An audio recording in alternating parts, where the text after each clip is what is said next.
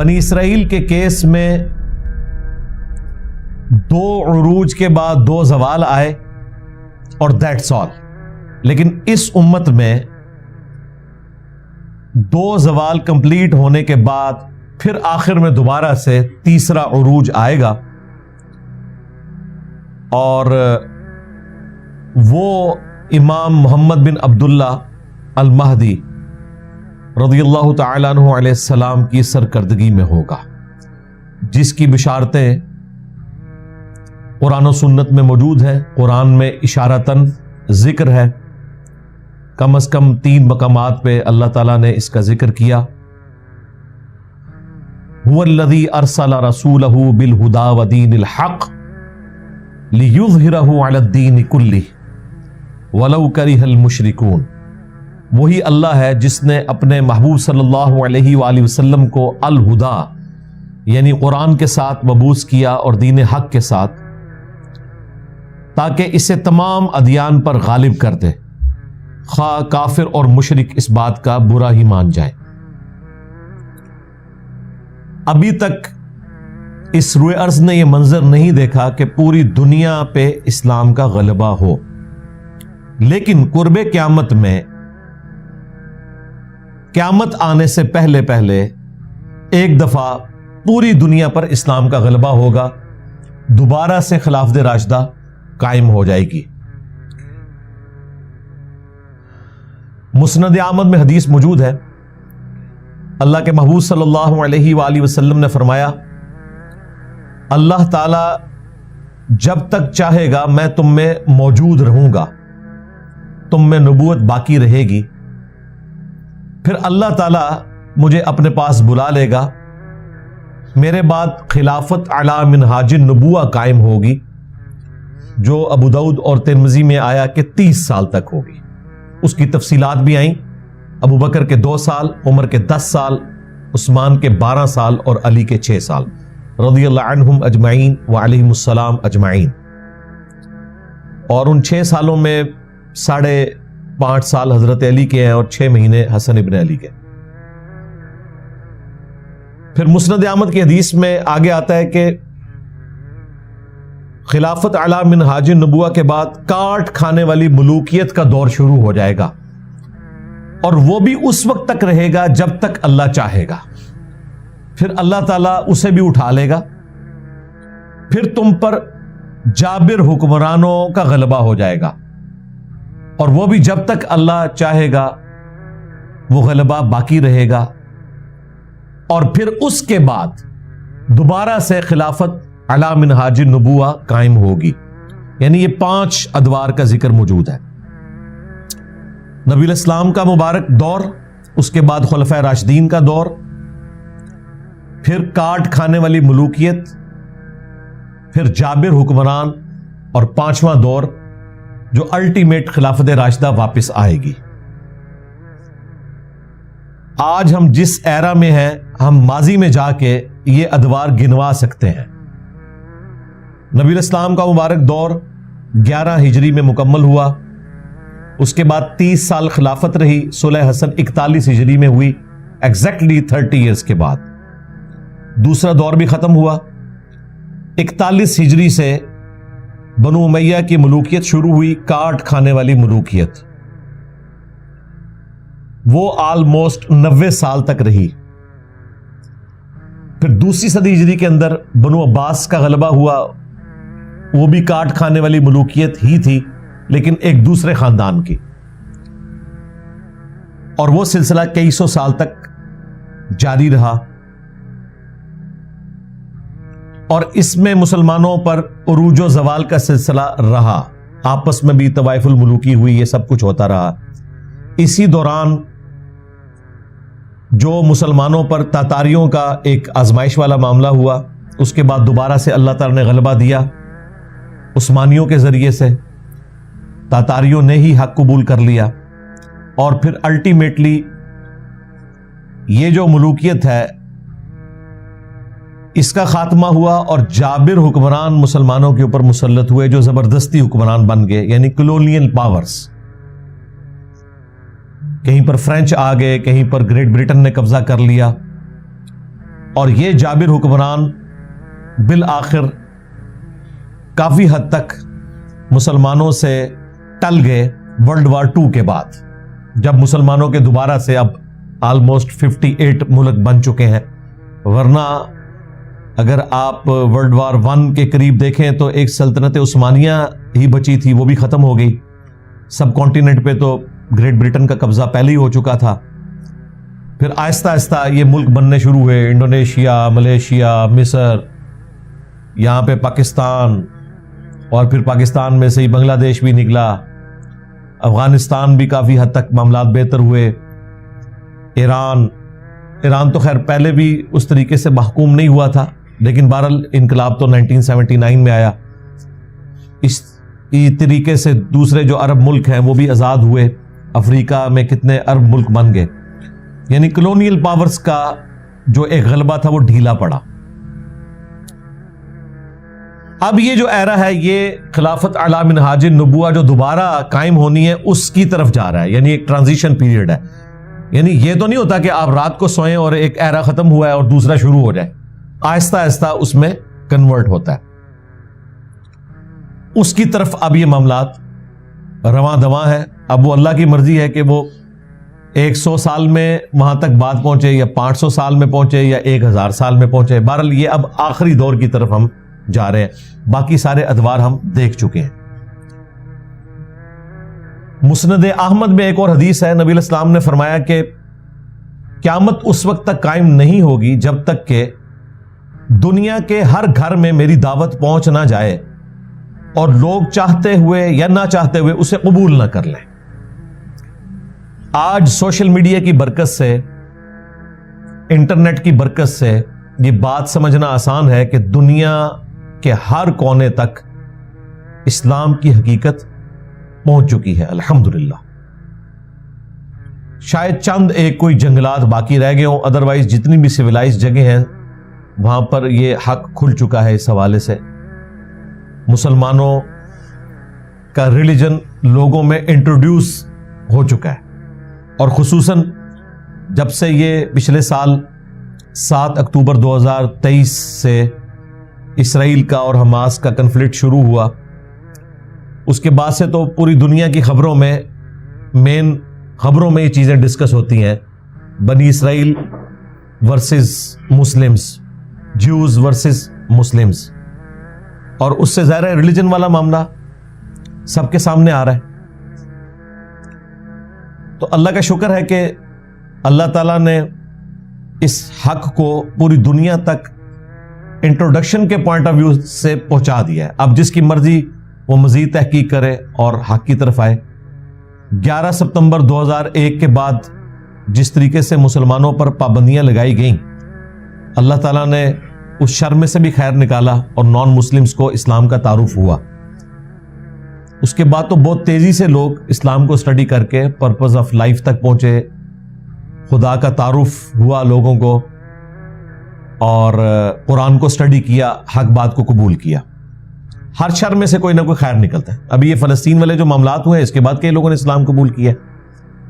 At least Europe امریکہ میں لوگوں کے دماغ کھلے ہوئے ہیں، وہ جب کسی تحقیق میں پڑھتے ہیں تو کوئی نہ کوئی رزلٹ ضرور نکال لیتے ہیں، اور جو حق کے متلاشی ہیں وہ حق تک پہنچ جاتے ہیں۔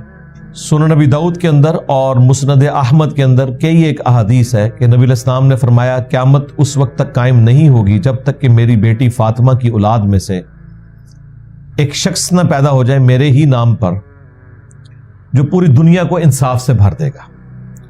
امام محمد مہدی علیہ السلام سے متعلق 12 صحیح الاسناد احادیث میں نے مختلف ویڈیوز میں کور کی ہیں۔ آلموسٹ کوئی 1-1.5 سال پہلے جب بنو امیہ کے ایک بندر نے امام مہدی کی گستاخی کی تھی تو میں نے دوبارہ سے اس چیز کو ڈسکس کیا تھا۔ امام مہدی کی گستاخی انجینئر محمد علی مرزا لکھے تو وہ ساری احادیث اس لیکچر کے اندر میں نے بیان کی ہوئی ہیں۔ بخاری اور مسلم میں بھی اشارتاً موجود ہے۔ نبی علیہ السلام نے فرمایا تمہاری اس وقت کیا شان ہوگی کہ جب عیسیٰ ابن مریم تم میں اتریں گے، سلیب کو توڑ دیں گے، خنزیر کو قتل کر دیں گے اور جزیہ موقوف کر دیں گے،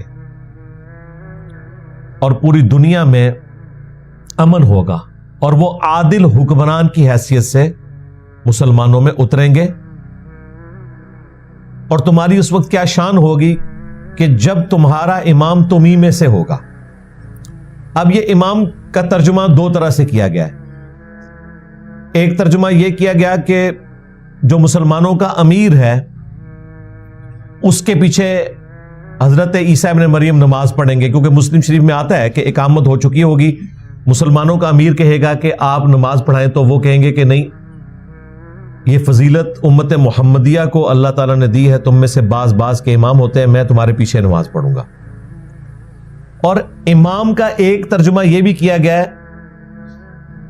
کہ تمہیں گائیڈ کرنے والی چیز تمہیں میں سے ہوگی، یعنی قرآن و سنت، کیونکہ وہ بھی امام ہے، یعنی وہ تمہاری شریعت کے مطابق چلیں گے، وہ نئی شریعت نہیں لے کے آئیں گے، وہ امتی بن کر آئیں گے، امتی نبی نہیں بن کے آئیں گے، امتی بن کر، نبی وہ پہلے سے ہے۔ یہی دجالی دھوکہ دیا غلام احمد قادیانی نے، کہ اس نے کہا کہ جب آپ لوگ بنی اسرائیل سے ایک امتی نبی ادھار لے رہے ہیں تو میں تو خود رسول اللہ کی امت سے ہوں، تو مجھے کیوں نہیں لے رہے، میری خدمات حاصل کریں۔ تو ہم نے بنی اسرائیل سے کوئی ادھار نبی نہیں لیا، وہ امتی نبی نہیں ہے، بلکہ وہ نبی پہلے سے ہیں، امتی بن کر آئیں گے، نبوت چھینی نہیں ہوگی، نبی امتی ہیں، وہ امتی نبی نہیں ہے۔ یہ الفاظ کے فرق سے اس دجل کو ایڈریس کیا جا سکتا ہے۔ تو وہ کوئی امتی نبی نہیں ہے، وہ نبی ہیں جو امتی بن کر آئیں گے۔ اس امت میں وہ نبی کی حیثیت سے نہیں، بلکہ دین کے مجدد کی حیثیت سے، ایک پولیٹیکل مسلمانوں کے لیڈر کی حیثیت سے آ رہے ہوں گے۔ شریعت وہی ہے، کیونکہ صحیح مسلم میں جب یہ حدیث آتی ہے نا کہ عیسیٰ ابن مریم تم میں اتریں گے اور تمہارا امام تمہیں میں سے ہوگا، مسلمانوں کا امیر نماز پڑھائے گا، عیسیٰ ابن مریم اس کے پیچھے نماز پڑھیں گے، تو آگے راوی حدیث کے الفاظ ہیں وہ تمہیں اللہ کی کتاب اور تمہارے نبی کی سنت کے مطابق چلائیں گے۔ یہ صحیح مسلم میں 394 نمبر حدیث ہے، سٹارٹ ہی میں، تو اس میں یہ مقدمہ بالکل کلیئر ہے۔ باقی عیسیٰ ابن مریم کا دنیا میں آنا، اس کے حوالے سے قرآن و سنت کے دلائل وہ میں الگ سے ویڈیوز میں ذکر کر چکا ہوں۔ قرآن کلاسز متحمل نہیں ہے کہ ہم اس کی تفصیل میں جائیں، چونکہ یہ ٹاپک اس کے ساتھ جڑا ہوا تھا کہ مسلمانوں پر تیسرا عروج آنا ہے امام محمد مہدی کے ذریعے، اور اس میں بھی جو ایک کرٹیکل ایشو ہے دجال کو قتل کرنے کا، چونکہ وہ فتنہ بہت بڑا ہوگا، اس کے لیے ایک غیر معمولی انسان کی ضرورت ہے۔ امام محمد مہدی دجال کو قتل کرنے پر غالب نہیں ہوں گے، اللہ تعالیٰ عیسیٰ ابن مریم کے ذریعے اس دجال کو قتل کروائے گا۔ اللہ چاہے تو کسی چڑیا سے بھی کروا سکتا ہے، لیکن یہ اللہ تعالیٰ نے ایک اپنا پلان بنایا ہے کہ جو جھوٹا مسیح ہے اس کو قتل کرنے والا سچا مسیح ہوگا۔ اور جیوز کے اوپر اللہ تعالیٰ کی طرف سے عذاب کا آخری کوڑا عیسیٰ ابن مریم خود برسائیں گے۔ کیوں؟ جب کبھی بھی نبیوں کا انکار ہوا ہے جو رسول بن کر آتے تھے، سمپل نبی نہیں رسول، تو اللہ تعالیٰ کی طرف سے عذاب آتا تھا۔ قوم نوح کے اوپر عذاب آیا، قوم عاد پہ، قوم سمود پہ، خود ہمارے نبی علیہ السلام کے کیس میں جہاد اور قتال کے ذریعے اللہ تعالیٰ نے کفار مکہ کے اوپر اور مشرکین عرب کے اوپر اور رومنز اور پرشینز کے اوپر عذاب مسلط کیا، جو سورہ التوبہ کے اندر رپورٹ ہوا۔ کیا مسلمانوں تمہاری تلواروں کے ذریعے اللہ تعالیٰ ان پر عذاب بھیجے گا۔ عیسیٰ ابن مریم کا بھی انکار کیا تھا جیوز نے، وہاں پر اللہ تعالیٰ نے عیسیٰ ابن مریم کو تو بچا لیا، لیکن دنیا میں باقی نہیں رکھا، آسمانوں پہ اٹھا لیا۔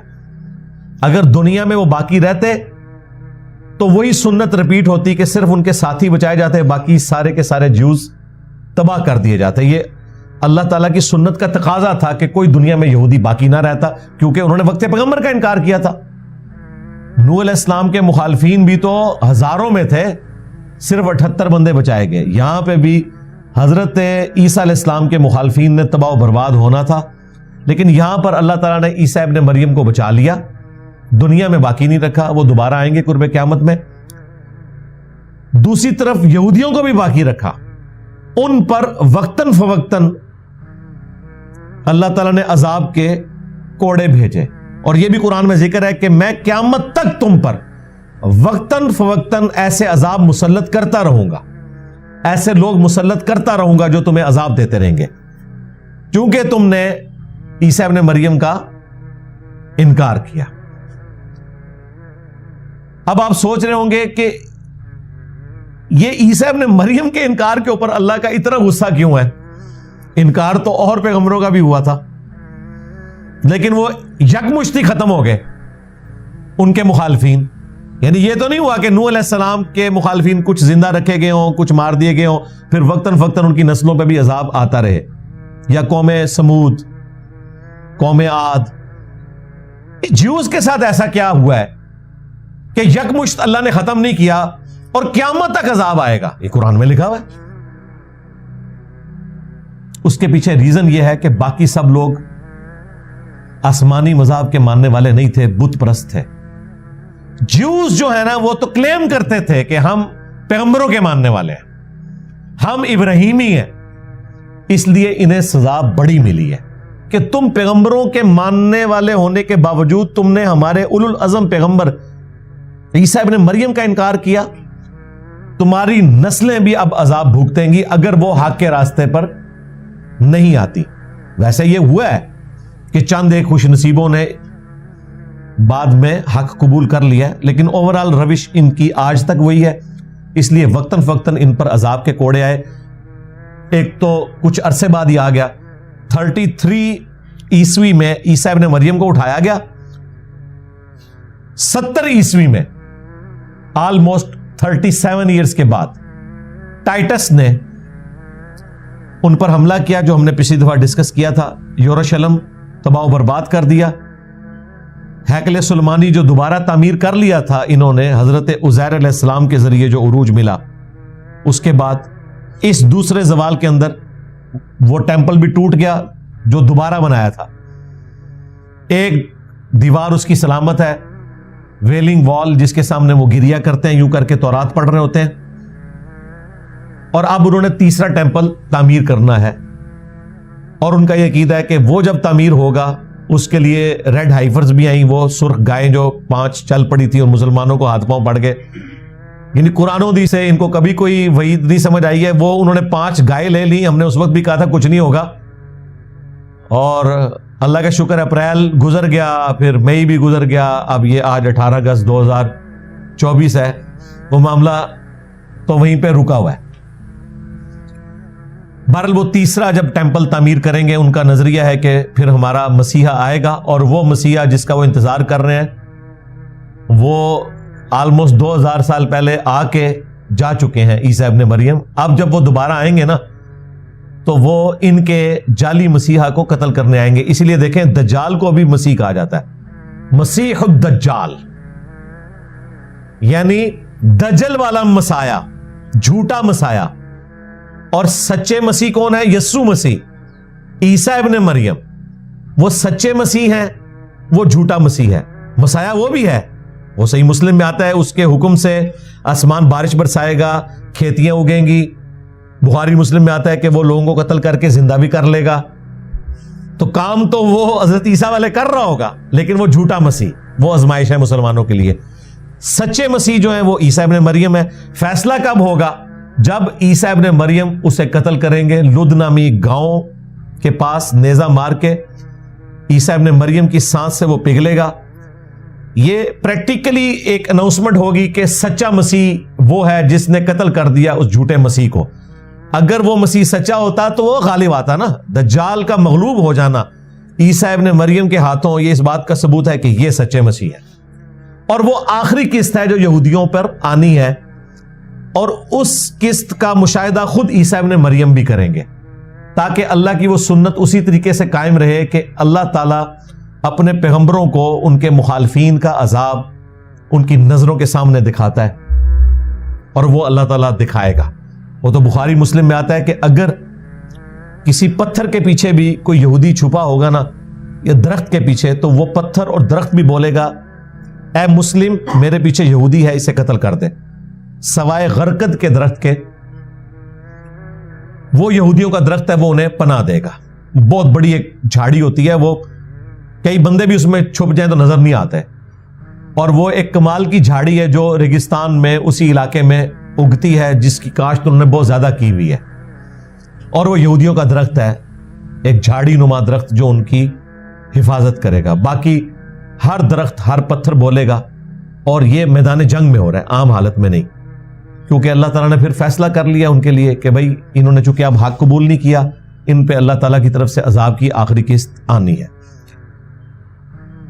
لہٰذا عیسیٰ ابن مریم کا دنیا میں آنا، اس کے پیچھے ٹیکنیکل ریزن یہ ہے کہ انہوں نے اپنی مخالف قوم کا عذاب اپنی زندگی میں نہیں دیکھا تھا جو باقی رسولوں نے دیکھ لیا تھا، اس لیے وہ دوبارہ دنیا میں آئیں گے اور عذاب کی آخری قسط ان کے ہاتھوں سے ہوگی، اور وہ اللہ تعالیٰ کی سنت اسٹیبلش ہو جائے گی کہ عیسیٰ ابن مریم اور ان کے ماننے والے بچا لیے جائیں گے۔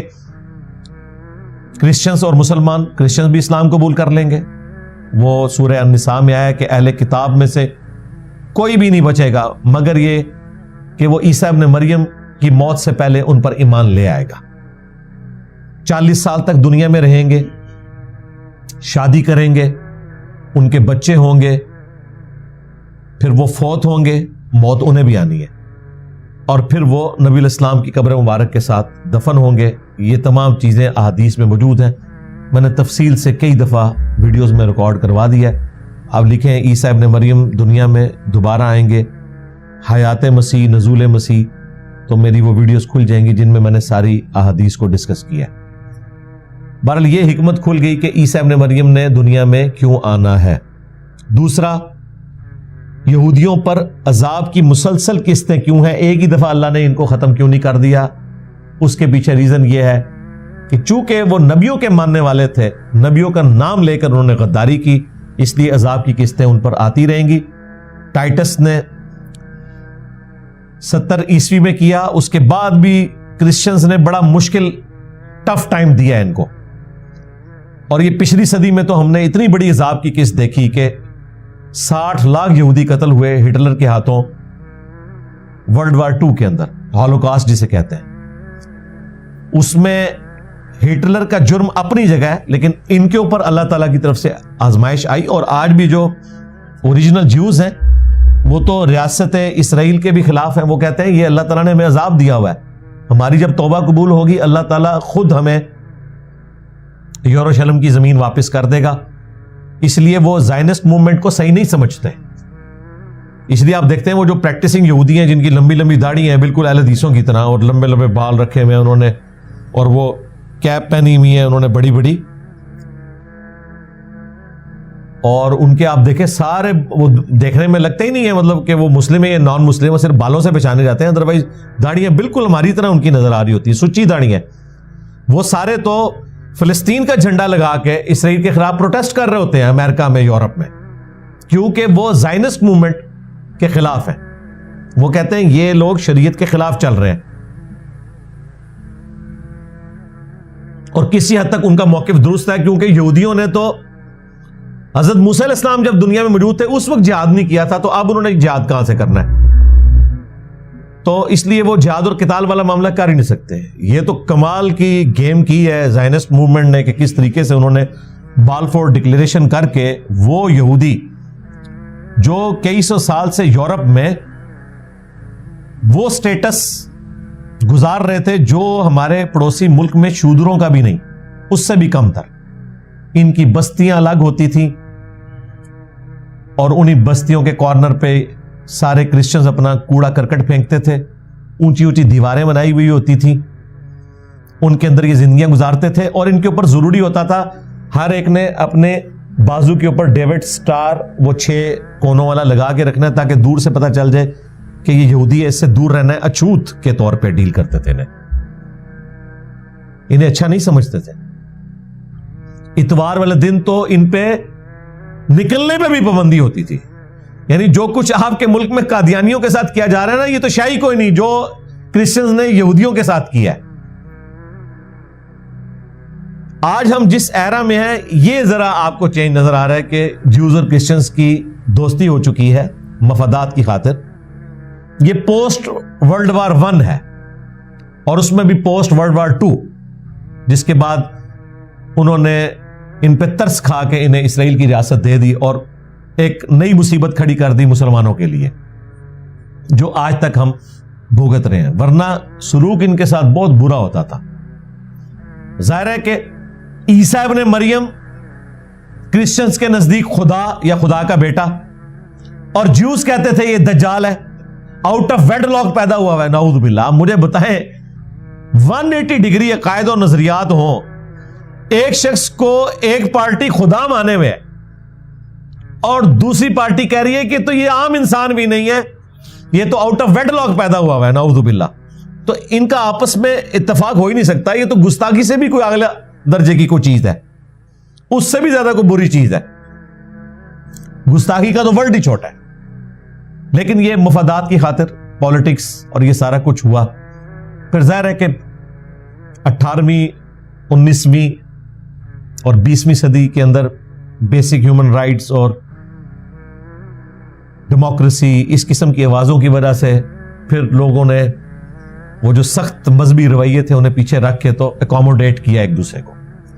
یہ آج آپ کو بتایا جاتا ہے کہ دنیا کی معیشت یہودیوں کے قبضے میں ہے. دنیا کی غریب ترین قوم تھی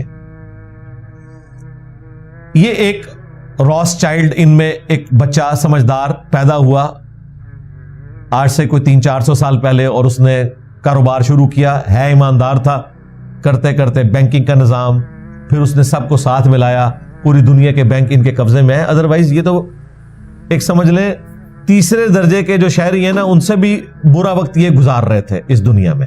انہوں نے بہت مشکل وقت دیکھا ہے. آج ہمیں اتنی ان کی رونق نظر آ رہی پوری دنیا میں, دولت کے اعتبار سے بھی, شہرت کے اعتبار سے بھی, طاقت کے اعتبار سے بھی. یہ آلموسٹ سمجھ لیں پچھلے 100 سال کی گیم ہے جس میں یہ دنیا کی پالیٹکس میں اوپر آئے, اور دولت کے اعتبار سے بھی بمشکل 250-300 سال کی گیم ہے. اس سے پہلے یہ لوگ اسی طریقے سے غریب ہی تھے. تو یہ ساری ہسٹری معلوم ہونا ضروری ہے. اب اگلی آیات کے اندر اللہ تعالیٰ نے آفر دی ہے جیوز کو کہ ابھی بھی وقت باقی ہے, اگر تم توبہ کرنا چاہو تو ہم تمہیں یہ گلہ نہیں کریں گے کہ تم جونیئر مسلمان ہو اور دوسرے سینئر مسلمان ہیں. اللہ تعالیٰ تمہیں قبول کرنے کے لیے تیار ہے. وہ بیچارے سینئر ہی تھے لیکن حرکتوں کی وجہ سے جونیئر ہو گئے نا. سینئر تھے, جیوز سینئر مسلمان ہے. اس وقت جو حضرت عیسیٰ ابن مریم کون ہے؟ بنی اسرائیل میں سے. ان کا انکار کر کے یہ جوز جو ہیں وہ کافر ہوئے. ادروائز انکار نہ کرتے تو سینئر ہی رہتے, اس وقت تک بھی سینئر تھے. جیسے ہی عیسیٰ ابن مریم کا انکار کیا, اکڑ میں آ گئے کہ یہ نوجوان لڑکا, اس کی پیروی ہم کیوں کریں. اتنی بڑی بڑی لمبی لمبی داڑھیوں والے لوگ بیٹھے ہوئے تھے, انہوں نے یہ نہیں دیکھا کہ بھائی وہ پیغمبر ہے, تم تو صرف علماء ہو جن کا کام پیغمبروں کی لیگیسی کو آگے لے کے چلنا ہے, اور جب پیغمبر دنیا میں آ جائے پھر تم نے لیڈرشپ چھوڑ دینی ہے, پھر مسلح آ کے پیغمبر نے سنبھالنا ہے. لیکن انہوں نے اپنی مسد نہیں چھوڑی, ذلیل و خوار ہو گئے. نہ صرف عیسیٰ ابن مریم کے ساتھ یہ کیا, خود ہمارے محبوب علیہ السلام کے ساتھ بھی کیا.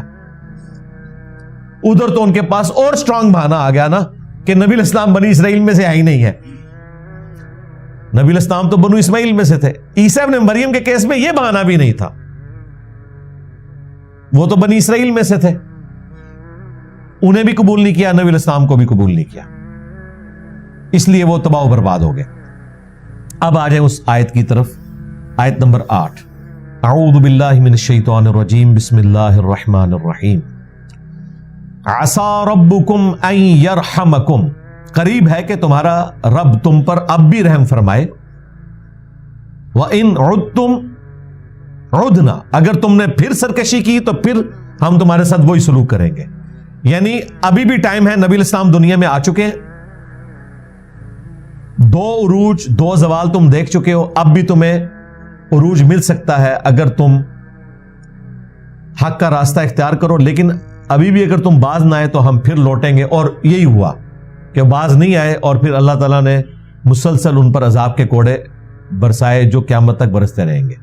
وَجَعَلْنَا جَهَنَّمَ لِلْكَافِرِينَ حَصِيرًا، اور ہم نے بنا دیا ہے جہنم کو کافروں کے لیے قید خانہ. وَلِعَوْذُ بِاللَّهِ تَعَالَى اللہم اجرنا من النار. اگر وہ حق قبول کر لیتے تو اللہ تعالیٰ نے انہیں ایکسیپٹ کر لینا تھا، لیکن ایسا نہیں ہوا. ان ھذا القرآن، اگر تم نے حق قبول کرنا ہے تو بے شک یہ ہے قرآن، یہدی للتی ہی اقوم، جو کہ راستہ دکھاتا ہے وہ جو کہ بالکل سیدھا ہے. وَيُبَشِّرُ الْمُؤْمِنِينَ، اور بشارت سناتا ہے اہل ایمان کو.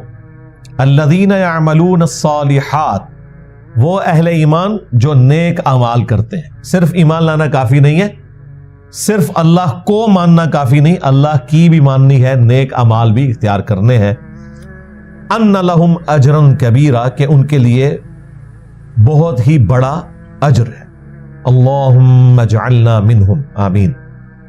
وَأَنَّ الَّذِينَ لَا يُؤْمِنُونَ بِالْآخِرَةِ، اور یہ کہ جو لوگ آخرت کے دن کے اوپر ایمان نہیں لاتے، اعتدنا لہم عذابا علیما، ان کے لیے تیار کیا گیا ہے دردناک عذاب.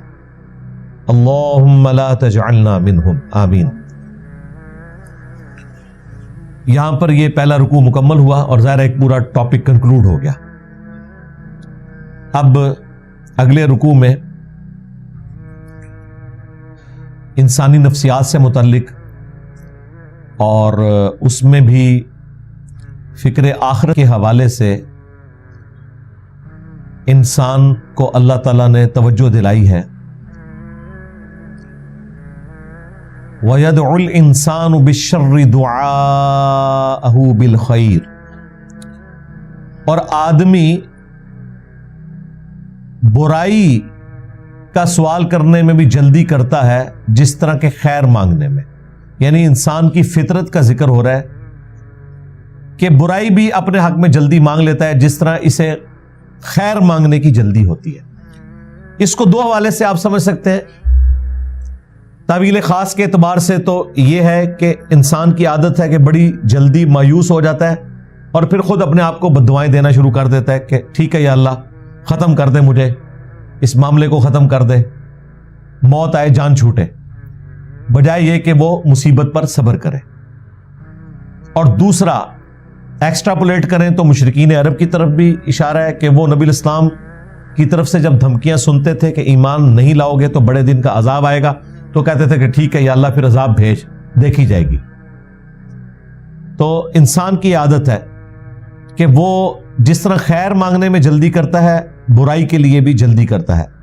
وَكَانَ الْإِنسَانُ عَجُولًا، اور آدمی بہت ہی جلد باز واقع ہوا ہے، یعنی انسان میں جلد بازی کی ایک عادت ہے.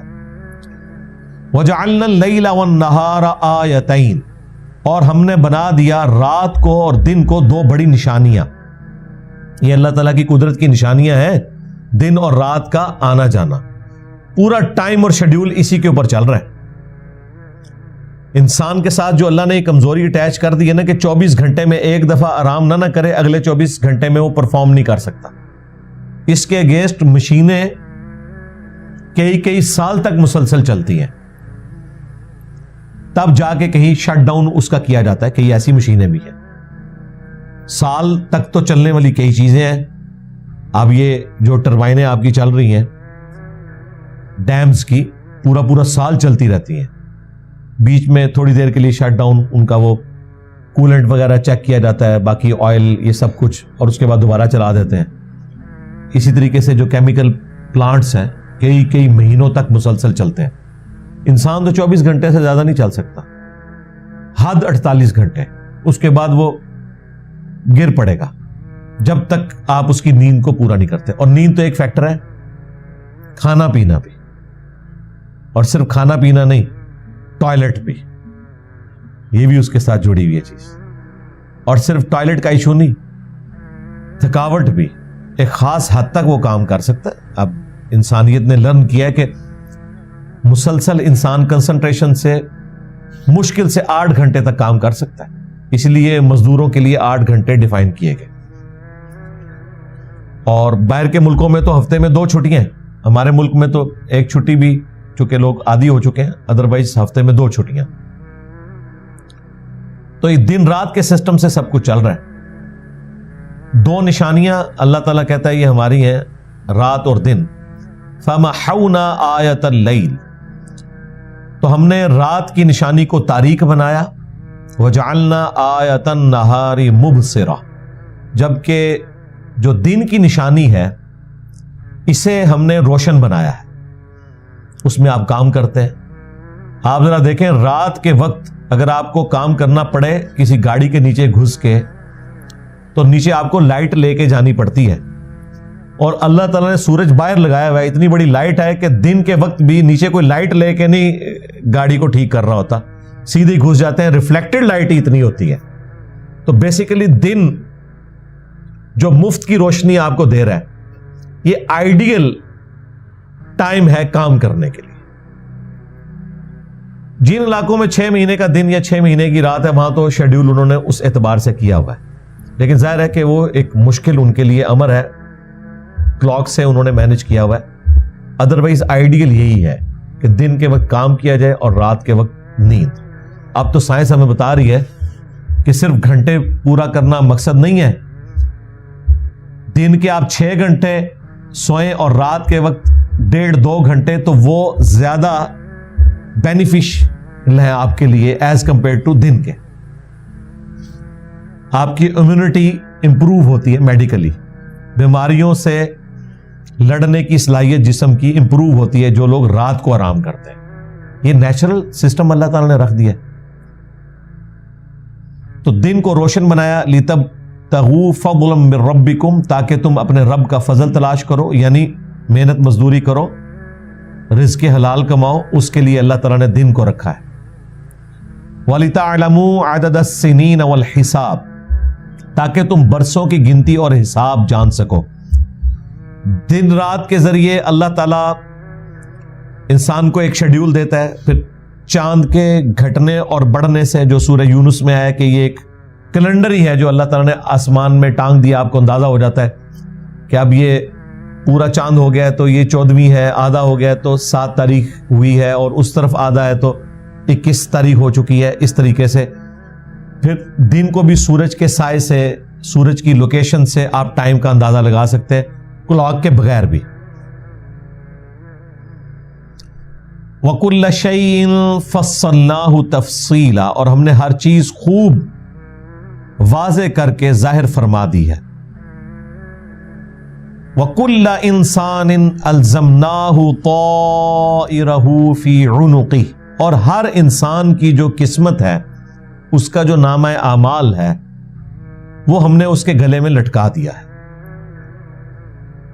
وَنُخْرِجُ لَهُ يَوْمَ الْقِيَامَةِ، اور پھر قیامت والے دن ہم اسے نکال لیں گے.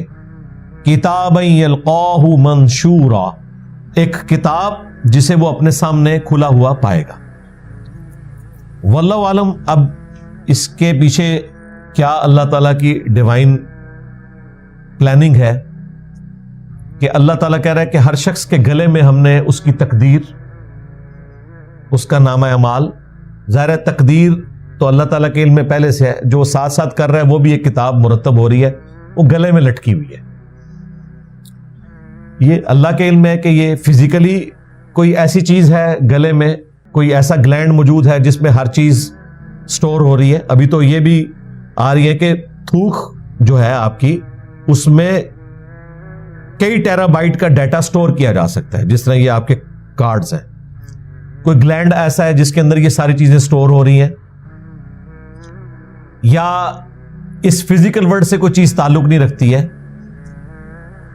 اللہ تعالیٰ نے ہر انسان کے ساتھ کوئی ایسی چیز اٹیچ کر دی ہے کہ یہاں سے ڈیٹا سیدھا ٹرانسفر ہو رہا ہے، جو اس کے نامہ اعمال میں، جو فرشتے اللہ تعالیٰ نے ساتھ مقرر کر دیے ہیں، وہ اس کے نامہ اعمال کو نوٹ کرتے رہتے ہیں. واللہ عالم اس کی کیا تفسیر ہے. بہرحال قیامت والے دن یہ کتاب کی شکل میں اس کا سارے کا سارا نامہ اعمال اس کے سامنے رکھ دیا جائے گا، کھلا ہوا پائے گا، اور پھر اللہ تعالیٰ کی طرف سے حکم ہوگا، اقرأ کتابک، آج اپنی کتاب پڑھ، کفا بنفسک اليوم علیک حسیبا، آج تو اپنا حساب کرنے کے لیے خود ہی کافی ہے۔ اللہم حاسبنا حسابا یسیرا، آمین۔ واقعی انسان اگر اپنے کرتوت خود پڑھ لے تو کیسے بھاگ سکتا ہے؟ دنیا میں بھی جب تک سی سی ٹی وی کیمرے کی ویڈیو آپ کسی شخص کو نہیں دکھاتے اس وقت تک تو وہ بہانہ کر سکتا ہے کہ مجھے تو پتہ ہی نہیں ادھر کون گیا تھا، یا کسی کی ریکارڈڈ کال جب تک آپ کسی کو نہیں سناتے وہ بھاگ سکتا ہے کہ مجھے تو پتہ ہی نہیں ہے۔ لیکن اگر سارا ریکارڈ اس کے سامنے رکھا جائے کہ بھائی یہ تیرے نمبر سے فلاں بندے کو ٹیکسٹ گیا، یہ دیکھ سی سی ٹی وی کیمرے میں تو ہی نظر آ رہا ہے، فلاں جگہ تو موجود تھا، اب کسی گواہ کی ضرورت نہیں ہے۔ یہ اس سے بھی اگلا ورژن ہے کہ اللہ تعالیٰ نے ٹائنیز ڈیٹیل تک نوٹ کی ہوئی ہے۔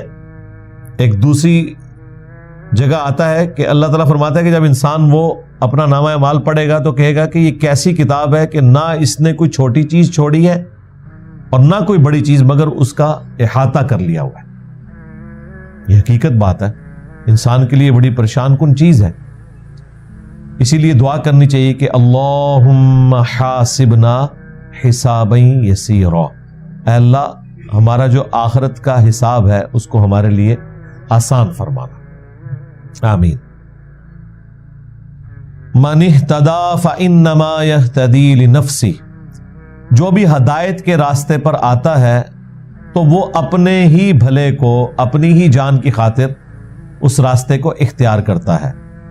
ومن ضل، اور جو کوئی بہکے گا یا بہکتا ہے، فانما یضل علیہا، تو اس کی گمراہی کا وبال اسی پر ہوگا، اور اس کا الٹیمیٹ انجام کیا ہے؟ وَلَا تَزِرُ وَازِرَةٌ وِزْرَ أُخْرَى، کوئی بوجھ اٹھانے والی جان کسی دوسرے کے اعمال کا بوجھ نہیں اٹھائے گی۔ یہ یونیورسل ٹروتھ ہے، قرآن میں کئی جگہ ہے۔ یہ بات اس لیے ریپیٹ کرنی پڑتی تھی کہ اس وقت جو بڑے بڑے سردار تھے نا، جب وہ دیکھتے تھے کہ ان کے ماتحت لوگ ان کے آباء و اجداد کا دین چھوڑ کر پیغمبروں کے ساتھ اٹیچ ہو گئے، تو وہ الٹیمیٹلی آخری چال یہ کھیلتے تھے کہ اگر قیامت والے دن کوئی عذاب ہوا تو تمہارے حصے کا عذاب ہم اٹھائیں گے، ہم تمہیں زبان دیتے ہیں۔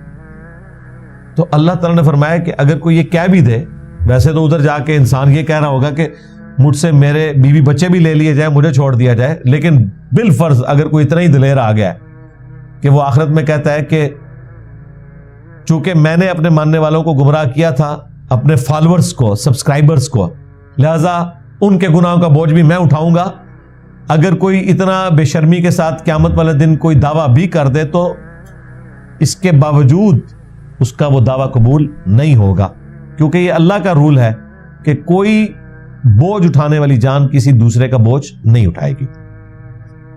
لیکن یہ تصویر کا ایک رخ ہے۔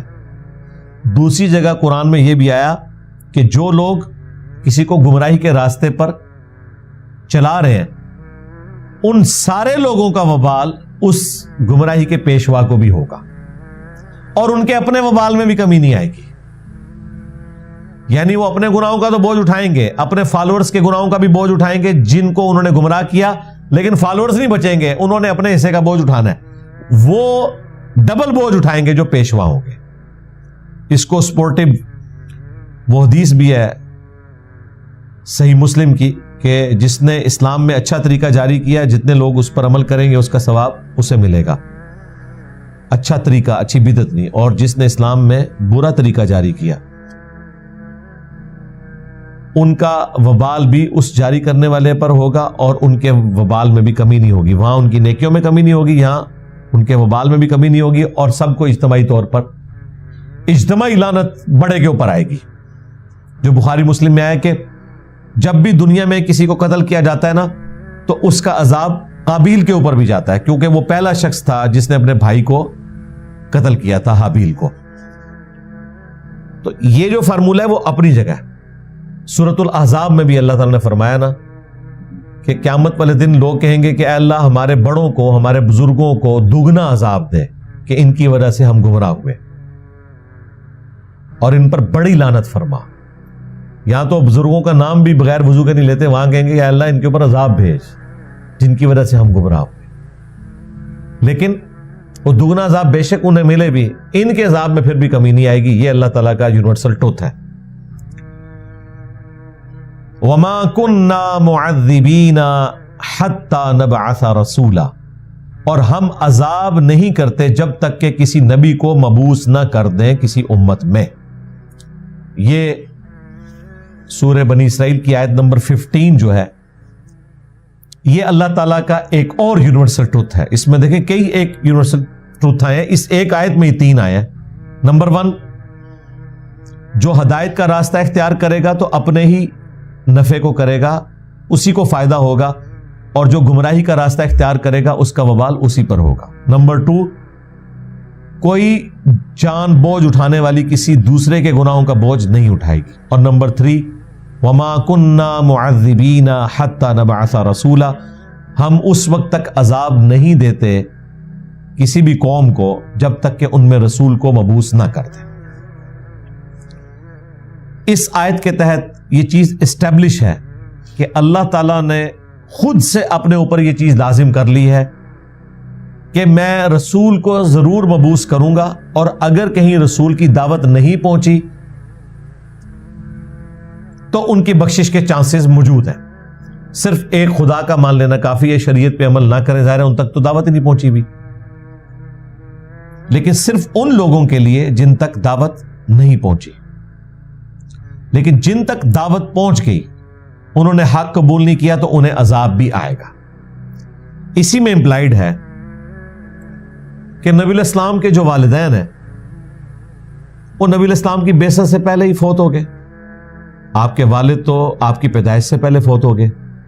والدہ 6 سال کی عمر تھی جب نبی الاسلام کی وہ دنیا سے چلی گئی، لہذا ان تک وقت کے پیغمبر کی دعوت نہیں پہنچی. ایسے لوگوں کو اہل فطرت کہا جاتا ہے، ایسے پیریڈ میں پیدا ہونے والے لوگ جس میں کسی نبی کی دعوت ان تک نہ پہنچی ہو. تو ان کے لیے رول یہی ہے، وَمَا كُنَّا مُعَذِّبِينَ حَتَّى نَبْعَثَ رَسُولًا. سورہ یاسین میں آیا لِتُنذِرَ قَوْمًا مَا أُنذِرَ آبَاؤُهُمْ فَهُمْ غَافِلُونَ. اے نبی، ہم نے آپ کو اس قوم میں پیغمبر بنا کر مبعوث کیا ہے کہ جن کے پاس کوئی ڈر سنانے والا تشریف لے کر نہیں آیا تھا. یعنی نبی الاسلام کے جو آباء و اجداد تھے ان تک کوئی اس حوالے سے دعوت حق نہیں پہنچی ہوئی تھی. ٹیمپرڈ فارم میں دین تھا. اگرچہ دنیا میں مختلف ادیان موجود تھے، انبیاء کی دعوت موجود تھی، لیکن وہ قوم اور قبیلوں کے اعتبار سے. حضرت ابراہیم اور اسماعیل کو بھی جانتے تھے مشرکین عرب، لیکن پیغمبر کی حیثیت سے نہیں، اپنے جد امجد کی حیثیت سے. تو ایسے لوگ اہل فطرت کہلاتے ہیں جن تک نبیوں کی دعوت نہیں پہنچی اور انہوں نے نبیوں کا راستہ اختیار نہیں کیا، ان کے اوپر کوئی عذاب والا معاملہ نہیں ہوگا. یہ قرآن کا بیسک پرنسپل ہے، اور اسی کے تحت باقی احادیث کو فٹ ان کرنا ہوگا جو نبی الاسلام کے والدین سے متعلق ملتی ہیں. مثلا صحیح مسلم میں حدیث ہے، ایک شخص نبی الاسلام کے پاس آیا اور اس نے کہا یا رسول اللہ میرا باپ کہاں ہے؟ تو آپ نے فرمایا تیرا باپ جہنم کی آگ میں ہے. اللہ تعالیٰ نے وحی کے ذریعے بتایا. وہ روتا ہوا وہاں سے اٹھ کے چل دیا تو نبی الاسلام نے اسے واپس بلوایا اور کہا کہ تیرا باپ اور میرا باپ دونوں جہنم میں. مسلم شریف کی اس حدیث کی وجہ سے بعض لوگوں نے یہ رزلٹ نکالا کہ نبی الاسلام نے اپنے والد کے بارے میں یہ بات کی، حالانکہ اس میں الفاظ باپ کے ہیں، والد کے نہیں ہیں. عموماً والد اور باپ انٹرچینجبل ورڈ ہے. میجورٹی کیسز میں والد کے لیے باپ کا لفظ آتا ہے، لیکن کبھی کبھار چچا کے لیے بھی آ جاتا ہے. وہ بھی مسلم شریف میں حدیث ہے کہ چچا باپ کی مثل ہوتا ہے. اسی طریقے سے قرآن میں حضرت یوسف علیہ السلام نے اپنے آبا میں حضرت اسماعیل کو بھی ذکر کیا، حالانکہ وہ اسماعیل کی اولاد میں سے نہیں تھے، وہ تو حضرت اسحاق کی اولاد میں سے تھے. جب اس طرح کی چیزیں موجود ہوں تو پھر ہم نے شرعی حکم بیان کرتے وقت وہ بینیفٹ آف ڈاؤٹ دینا ہے، کیونکہ دوسری طرف قرآن کا پرنسپل موجود ہے، احادیث میں بھی سپورٹیو چیزیں موجود ہیں، لہٰذا ہم یہ سمجھتے ہیں کہ نبی علیہ السلام جب یہ کہہ رہے ہیں نا کہ تیرا باپ اور میرا باپ جہنم میں ہے، تو اس سے مراد نبی علیہ السلام نے اپنے چچا ابو لہب کو ذکر کیا. چچا تو تھا اور باپ بھی لگتا تھا اور نبی علیہ السلام سے پیار بھی بہت کرتا تھا. دعوت کے بعد خلاف ہوا نا، ورنہ بخاری میں امام بخاری نے تعلیقاً نقل کیا ہے کہ اس نے حضور کی پیدائش کے اوپر اپنی لونڈی کو آزاد کر دیا تھا، جس کے ساتھ پھر وہ ایک خواب بھی انہوں نے بیان کیا کہ ہر منڈے والے دن اسے اسی انگلی سے رطوبت پلائی جاتی تھی. اس خواب بیان کرنے والے مجہول شخص اور اس سند میں تو کلام ہے، لیکن یہ بات تو اس حوالے سے کلیئر ہے کہ یہ سب کچھ کیا. اور وہ صوبیہ جسے آپ اردو میں کہتے ہیں، سویبہ عربی میں کہتے ہیں، وہ بیسیکلی جو لونڈی تھی وہ ابو لہب کی تھی جو نبی علیہ السلام کو دودھ پلایا کرتی تھی. وہ بعد میں مسلمان بھی ہو گئی الحمدللہ. تو اس اعتبار سے ایک محبت کا رشتہ تو تھا. اسی طریقے سے صحیح مسلم میں ایک اور حدیث ہے کہ نبی علیہ السلام نے کہا کہ میں نے اپنے رب سے دعا مانگی کہ میں اپنی والدہ کی قبر پر جانا چاہتا ہوں، تو اللہ تعالیٰ نے مجھے منع کر دیا. پھر بعد میں اللہ تعالیٰ نے مجھے قبر پہ جانے کی اجازت دے دی، لیکن ان کے حق میں دعا کرنے سے منع کر دیا. اس حدیث کی وجہ سے بعض لوگوں نے یہ رزلٹ نکالا کہ چونکہ نعوذ باللہ نبی علیہ السلام کی والدہ حالت کفر یا شرک میں گئی ہیں، اس لیے اللہ تعالیٰ نے ان کے حق میں دعا کرنے سے روک دیا، کیونکہ سورہ التوبہ میں آیا کہ کسی مؤمن یا نبی کے لیے شایع نہیں کہ اس کے قریبی رشتہ داروں میں سے کوئی کفر کی حالت میں دنیا سے گیا کہ ان کے لیے دعائے مغفرت کرے. اس لیے نبی علیہ السلام کو منع کیا گیا. کورالریز بنا کے تو ایک بڑا مضبوط مقدمہ اس حوالے سے کھڑا ہو سکتا ہے، اس میں کوئی شک نہیں ہے. لیکن پھر وہی بات کہ ان آیات کا کیا بنے گا؟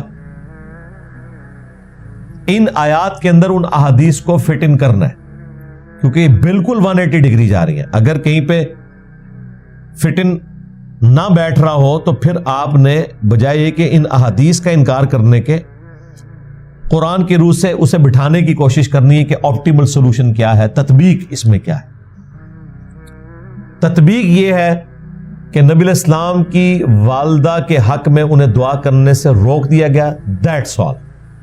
اس کے پیچھے کیا حکمت ہے وہ نبی علیہ السلام نے خود بیان نہیں فرمائی، لیکن اپنی والدہ کی قبر پہ وہ گئے. اسی حدیث میں آتا ہے مسلم شریف کی، آلموسٹ 50 سال کے بعد ان کی وفات کے مدینہ شریف اور مکے کے درمیانی راستے میں وہ قبر مبارک آتی ہے. ابوا نامی جگہ ہے. خود بھی روئے، صحابہ بھی روئے. پھر وہیں پہ آپ نے فرمایا تھا میں تمہیں قبروں پہ جانے سے منع کرتا تھا، لیکن اب میں حکم دیتا ہوں قبروں پہ جاؤ، چونکہ یہ آخرت کی یاد دلاتی ہیں، دنیا سے بے رغبتی پیدا کرتی ہیں. اس کے بعد رزلٹ نکالنا یہ اپنے ایمان کو خطرے میں ڈالنے کے مترادف ہے، کیونکہ اصل رول اپنی جگہ موجود ہے، وما كنا معذبین حتی نبعث رسولا. ہم عذاب دیتے ہی نہیں جب تک کہ رسول مبعوث نہ کریں. نبی علیہ السلام کے والدین اہل فطرت میں سے ہیں، ان تک دعوت نہیں پہنچی، لہذا ان کے اوپر کوئی شرعی حکم اس اعتبار سے نہیں لگے گا. عموماً اہل حدیث فرقے کی طرف سے یہ حرکت کی جاتی ہے. ان کے لیے پھر میں نے پھکی رکھی ہوئی ہے کہ اگر اسی طریقے سے تم رزلٹ نکالو گے تو پھر ہم تمہیں صحیح مسلم کی حدیث سناتے ہیں 240 علی سے محبت نہیں رکھے گا مگر مؤمن، علی سے بغض نہیں رکھے گا مگر منافق. جی بالکل ہم مانتے ہیں. تو اگلی بات، جن لوگوں نے حضرت علی سے جنگیں کی ہیں وہ تو بغض سے بھی اگلے درجے کی چیز ہے نا. تو کیا ہم نعوذ باللہ ان جنگوں کے عوض حضرت علی کے مخالفین کے اوپر منافقت کا فتویٰ لگا دیں گے؟ یہ بھی نہیں لگائیں گے. تھوڑی دیر پہلے تک یہ حضور کے والدین کے اوپر لگا رہے ہیں کہ جی گالتے اتھے ہی جاندی ہے نا، یہ بھی سیدھی سیدھی پھر ادھر ہی جاتی ہے. تو وہ صرف ان کے ماموں نہیں آئیں گے، اس میں تو عشرۃ مبشرہ بھی آ جائیں گے، حضرت طلحہ اور زبیر جو قطعی جنتی ہیں. اس سے بھی بڑھ کے ہماری ماں سیدہ عائشہ سلام اللہ علیہا، جنہیں عمار ابن یاسر بخاری میں کہہ رہے ہیں کہ دنیا اور آخرت میں تمہارے نبی کی بیوی ہیں۔ اس کا مطلب ہے کہ عمار ابن یاسر نے بھی اس حدیث کا یہ رزلٹ نہیں نکالا کہ حضرت علی کے مخالفین ہیں جو ان سے جنگ لڑ رہے ہیں وہ منافق ہیں، حالانکہ حدیث سے رزلٹ نکالا جا سکتا تھا۔ سنن کبری البیہقی میں موجود ہے، حضرت عمار ابن یاسر کہتے ہیں کہ اہل شام یعنی حضرت معاویہ رضی اللہ تعالیٰ عنہ کی پارٹی کو یہ نہ کہو کہ یہ کافر ہیں، یہ کہو کہ یہ فاسق اور ظالم ہے، کافر نہ انہیں کہو۔ یعنی انہوں نے تعویل کی کہ یہ دنیا کی محبت میں مغلوب ہو کر سارا معاملہ ہوا، اس کے پیچھے منافقت نہیں تھی۔ اگر یہ نعوذ باللہ بغض علی ہے بھی تھا نا، تب بھی نفاق والا بغض علی نہیں تھا، دنیا کی محبت کا غلبہ تھا۔ وہ تو حضور کی موجودگی میں بھی تو ہو گیا نا احد کے موقع پر۔ کیا وہ جانثار صحابہ نہیں تھے جو مال غنیمت کے پیچھے چلے گئے تھے؟ تو ہم یہ تو نہیں کہیں گے کہ وہ کوئی منافق ہو گئے تھے، ایسا تو نہیں ہوا تھا، اللہ نے بعد میں معاف بھی کر دیا۔ تو یہ ہو سکتا ہے۔ بخاری مسلم میں حدیث ہے جو آپ نے اپنی وفات سے 1 مہینہ پہلے خطبہ دیا تھا، اس میں آپ نے فرمایا دیکھنا میرے بعد کافر نہ ہو جانا کہ ایک دوسرے کی گردنیں مارنا شروع کر دو، مجھے اپنے بعد تم سے یہ خطرہ نہیں کہ تم